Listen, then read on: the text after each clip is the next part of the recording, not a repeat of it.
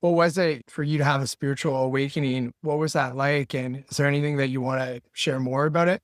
Yeah, I mean, I think for me, obviously the grace of God, but I think for me, I grew up in Montreal, always with the same friends in the same environment. People thought was a certain way, had a certain persona, very common as a young adult and teenager. And then I went to Italy in my early 20s to finish university. And it was my first time away from home, got out of all the sports teams I was on, the persona. I had to always be a certain way in a certain crowd and never really took the chance. If you asked me who was Michael Gentile, had you asked me that question in my early 20s, I'd have been totally confused. I would have answered with a caricature of myself. But I didn't really know who I was. And when I went to Italy to basically learn Italian, because my family's roots are Italian, never spoke Italian. I went there to learn Italian. But what really did for me is I got out of my bubble. I got out of my comfort zone. I was in a country I didn't speak the language. I didn't know anybody, and nobody had any expectations of who Michael Gentile was.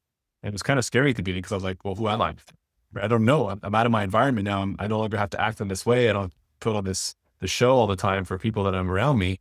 So it was very, very disturbing at the beginning. And then through that, being alone on my own led me on a journey of self-awareness, spiritual discovery, got to meet some people and really realize what I wanted in life and didn't want in life. And that was that openness that I had for the first time to get out of my bubble